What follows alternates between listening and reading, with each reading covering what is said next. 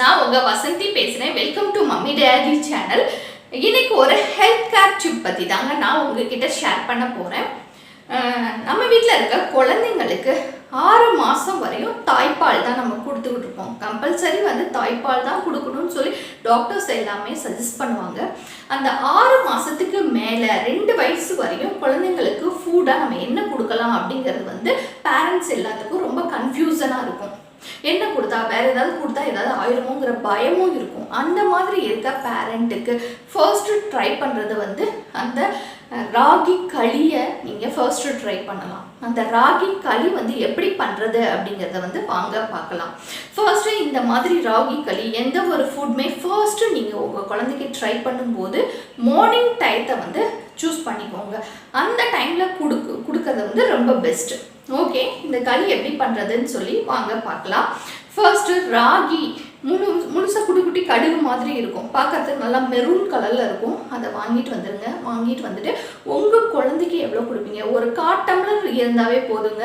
குழந்தைங்களுக்கு ஒரு நேரத்துக்கு அந்த களியை ரெடி பண்ணிடலாம்.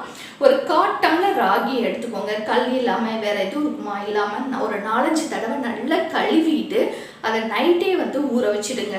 ஒரு 1/4 டம்ளர் எடுத்து நல்லா தண்ணியில் ஊற வச்சுடுங்க. நல்லா ஊறட்டும் நைட்டு ஃபுல்லாக.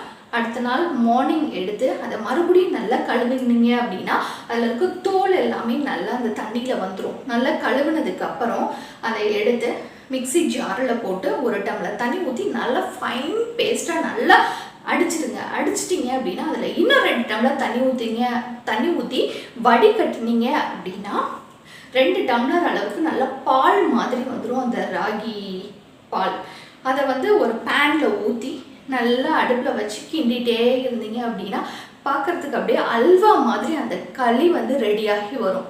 அது வெந்துருச்சு, எப்படி வெந்துருச்சா எப்படின்னு பார்க்குறதுக்கு நம்ம கையில் லைட்டாக தண்ணியை டச் பண்ணிவிட்டு அந்த களியில் தொட்டிங்க அப்படின்னா அந்த களி உங்கள் கையில் ஒட்டாது. அதுதான் சரியான பக்குவம்.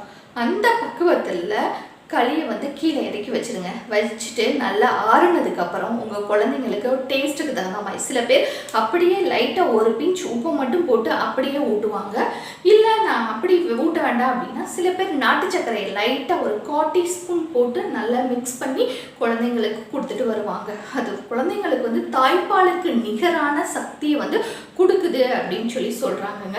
இதை நீங்கள் ஃபர்ஸ்ட்டு ஒரு ஃபுட் குழந்தைங்களுக்கு இன்ட்ரடியூஸ் பண்ணும்போது இந்த ராகி களியை நீங்கள் செஞ்சு கொடுக்கலாம். அது குழந்தைங்களோட குரோத்துக்கு ரொம்ப நல்லது. இது பார்க்கறதுக்கே ரொம்ப அப்படியே பார்க்க அல்வா மாதிரி இருக்கனால குழந்தைங்களும் ரொம்ப விரும்பி சாப்பிடுவாங்க. நீங்கள் ட்ரை பண்ணி பாருங்கள். கண்டிப்பாக இந்த டிப் உங்களுக்கு ரொம்ப யூஸ்ஃபுல்லாக இருக்கும்னு நான் நினைக்கிறேன். என்னோட சேனல்லையும் உங்களுக்கு பிடிக்கும்னு நினைக்கிறேன். என்னோட சேனலை லைக் பண்ணுங்கள், ஷேர் பண்ணுங்கள் அண்ட் தென் சப்ஸ்கிரைப் பண்ணுங்கள். Thank you viewers.